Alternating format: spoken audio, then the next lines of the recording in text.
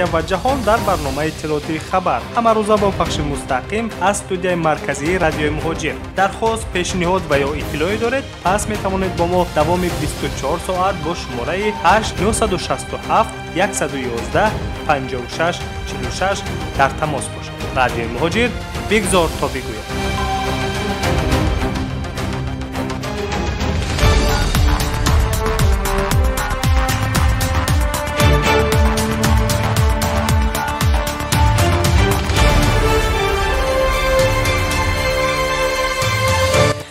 салом шунавандагони азиз, шарҳи ҷамъбастии хабарҳои рӯзро мустақиман аз студияи марказии радиои муҳоҷир мешунавед. имрӯз чоршанбе 11 декабр аст. соат ба вақти Москав 18.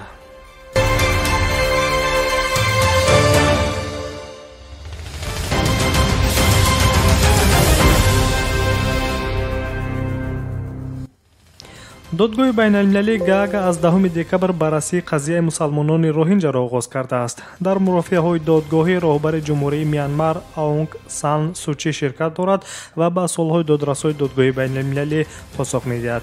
хотиррасон мекунем ки соли 2017 дар натиҷаи фишори артиши Мянмар бар мусалмонони ақалиятҳои роҳинҷа ва задухурди артиш бо мардуми мулки садҳо тан қурбон шуда, зиёда аз 730 000 каси дигар аз хонаводар монда ба минтақаҳои сарҳадии Мянмар, Бангладеш гуреза шудаву то ҳол дар хоки кишвари Бангладеш дар урдугоҳҳои муваққатӣ ба сар мебаранд. ба ҳайси шикояткунандагон дар баробари созбону дидбонгоҳҳои ҳуқуқи башар ҳамчунин кишвари африқоии Гамбия низ дар ин мурофиа ҳамчун шикояткунанда иштирок мекунад. ин кишвари африқоӣ аз болои ҳукумати Мянмар соли 2017 ба додгоҳи ҷиноии байналмилалии Гаага шикоят карда буд. кишвари Гамбия артиш ва ҳукумати Мянмарро ва роҳбарони онро дар наслкушии мусалмонони ақалиятҳои роҳинҷа аз техникаву лавозимоти ҷангии ҳарбӣ кор гирифтан дар задухурдҳо нисбати шахсони бесилоҳ, қатъи ом, таҷовузи занону духтарони мусалмони ақалияти роҳинҷа аз ҷониби сарбозону афсарони артиши Мянмар ва ба бесарпаноҳии садҳо ҳазор мардуми мусалмони ақалияти роҳинҷа гунаҳгор медонанд. раҳбари ҷумҳурии Мянмар айни ҳол дар Гаага қарор дорад ва то охири мурофиаи додгоҳи байналмилалӣ қарор аст ки он ҷо бимонад то ба пурсишҳои додситонҳо ва додрасои додгоҳи байналмилалии ҷиноӣ посух гӯяд. ҳамчунин бо дархости додгоҳи байналмилалии ҷиноӣ шоҳидон ва ҷабрдидагон аз сарпаноҳгоҳҳои Бангладеш ба Гаага бурда шуданд ки яке аз онҳо Ҳасина Багимаи 22 сола аз мусалмонони ақалияти роҳинҷа мебошад.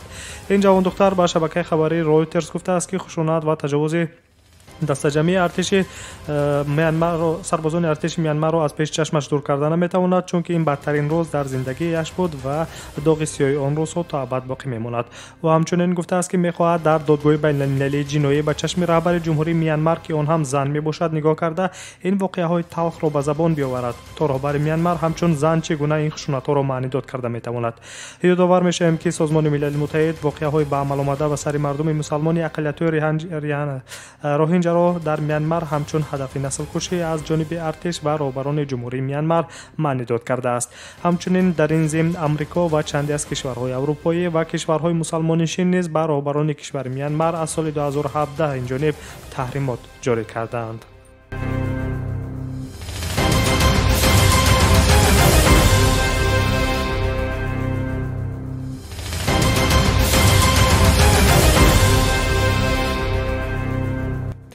додгоҳи низомӣ дар Санкт-Петербурги Русия 11 нафар зодагони Осиёи Марказиро аз 19 соли зиндон то ҳабси абад маҳкум кард. дар ин бора аз котиботи додгоҳ ба расонаҳо хабар доданд. гуфта мешавад ки додрас ҳамаи 11 нафар гумонбаронро ки таҳқиқи пешакии парвандаашон 2 солро дар бар гирифт, дар ҷинояти терроризм айбдор донист. онҳоро ба мусоидати амалияти террористӣ, омодасозии қочоқи маводҳои тарканда ва иштирок дар иттиҳодаҳои террористӣ гунаҳгор донистанд. додраси ин парвандаи пурсарусадо ҳамчунин нафарони маҳкумшударо аз 500 то 800 ҳазор рубли русӣ пардохти ҷарима муаззаф кард. дар мурофиа боздоштшудагон гуноҳгории худро инкор карданд. муфаттишон дар аввали оғози парвандаи ҷиноятӣ соли 2017 гуфта буданд ки таркиш дар метрои шаҳри Санкт-Петербург кори дасти гурӯҳи террорист аст. ҳамин тавр додгоҳи шаҳри Санкт-Петербург Аброр Азимовро ба ҳабси абад маҳкум кард. бародараш Акрам Азимовро бошад ба 28 соли зиндон маҳрум намуд. иштирокчиёни дигари ин ҷиноят Муҳаммад Юсуф Ерматов 28 сол, Иброҳим Ерматов 27 сол, Шоиста Каримова 20 сол, Муҳаммад Юсуф Мирзоалимов Салимов 20 сол, Аъзамҷон Маҳмудов 20 сол, Дилмурод Муҳиддинов 20 сол, Сайфулло Ҳакимов 19 сол ва Баҳром Эргашев 19 сол аз озодӣ маҳрум гаштанд. айни замон назари худи маҳкумшудагон ва ё вакилони дифои онҳо маълум нест ки оё аз болои ҳукми додгоҳи низомии Санкт-Петербург ба зинаҳои болоии додгоҳӣ шикоят мекунанд ё на.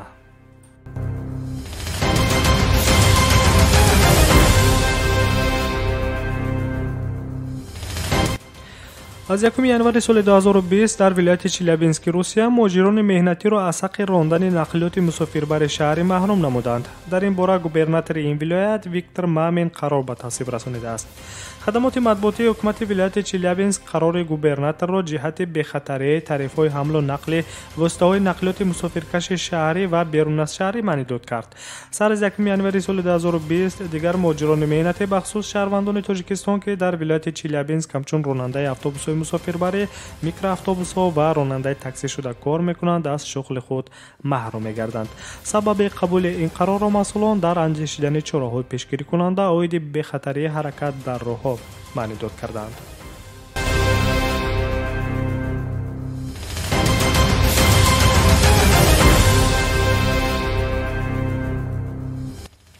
вакилони парлумони Тоҷикистон лоиҳаи қонун дар бораи афв вобаста ба қонунигардонии мақоми ҳуқуқии шаҳрвандони хориҷӣ ва шахсони бешаҳрванде ки ба таври ғайриқонунӣ дар ҳудуди ҷумҳурияи Тоҷикистон қарор доранд баррасӣ ва тасвиб намуданд ки дар он афви зиёда аз 20 000 нафар шахсони бешаҳрванд ва нафарони хориҷие ки дар ҷумҳурияи Тоҷикистон ғайриқонунӣ буду бош доранд дар назар аст.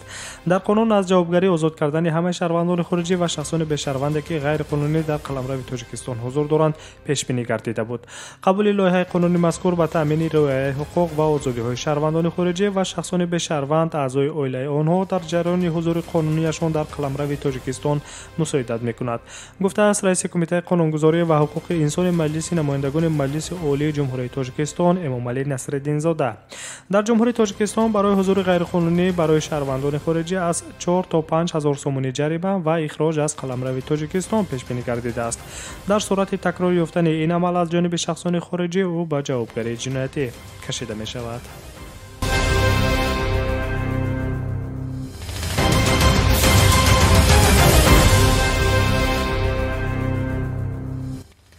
мақомоти соҳаи сайёҳӣ дар ҷумҳурияи Ӯзбекистон мехоҳанд ки муҳлати қайди дахлдори сайёҳони хориҷиро аз 3 рӯз то 30 рӯз дароз кунанд. айни замон мувофиқи қонунгузорӣ дар ин кишвар сайёҳони хориҷӣ аз замони ворид гардидан ба Ӯзбекистон муаззафанд ки давоми 3 шабона рӯз ба истиснои рӯзҳои истироҳат ва иду ҷашнҳо худро дар қайди муваққатӣ гузоранд. муаллифи ин тарҳ кумитаи давлатии сайёҳии ҷумҳурияи Ӯзбекистон буда дар назар аст ки баъди баррасиҳо дар аввали соли 2020 он барои имзо ба президент Шавкат Мирзиёев пешниҳод гардад.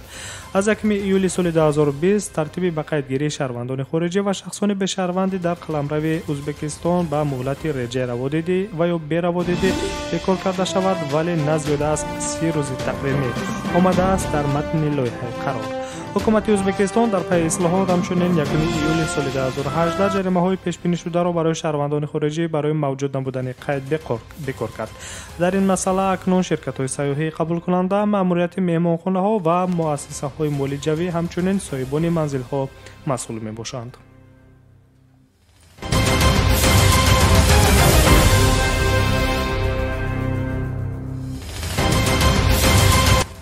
шунавандагони азиз, дар охири нашри ҷанбастии хабарҳои рӯз шуморо бо вазъи боду ҳаво барои пагод 12 декабр ошно месозем. 12 декабр дар шаҳри Душанбе ва ноҳияҳои атрофи пойтахт ҳавои офтобӣ гуфта мешавад, вале шабона каме борон меборад. ҳарорати ҳаво рӯзона то 12 дараҷа, шабона то 6 дараҷа гарм хоҳад шуд. дар Москав пагоҳ ҳавои абрӣ дар назар аст. ҳарорат рӯзу шаб доираи 1 дараҷаи гармиро ташкил медиҳад. дар Санкт-Петербург низ пагоҳ рӯзона ҳавои абрии бебориш гуфта мешавад, аммо шабона барф меборад. рӯзу шаб ҳаво 1-2 дараҷа гарм мешавад. 12 декабр дар Хабаровск боришот дар назар нест. шамол аз самти ғарб бо суръати 7-11 метр дар сония мевазад. ҳарорати ҳаво сард шуда рӯзона то 22 дараҷа, шабона то 17-18 дараҷа сард мешавад. дар Новосибирск шаби 12 декабр барф меборад. рӯзона ҳавои به بارش گفته می شود. حرارت هوا روزانه 6 درجه، شبانه تا 4-5 درجه خنکی پیشگویی می شود. در یکاترینبورگ پگاه برف می بارد. وزش شمال با سرعت 10-12 متر در ثانیه از سمت شمال گفته می شود. هوا روزانه 5-6 درجه، شبانه تا 8 درجه خنک می شود. در شهر اوفا نیز پگاه کمی برف می بارد. حرارت هوا خنک بوده، روزانه 8 درجه، شبانه تا 11 درجه خنکی را در نظر دارد. شنوندگان عزیز، شرح جنبسته خبرهای روز را مستقیما از استودیوی مرکزی رادیو ماجر شنیدید. با ما بودن را فراموش نسازید. برنامه‌های دیگر رادیو ماجر ادامه دارند.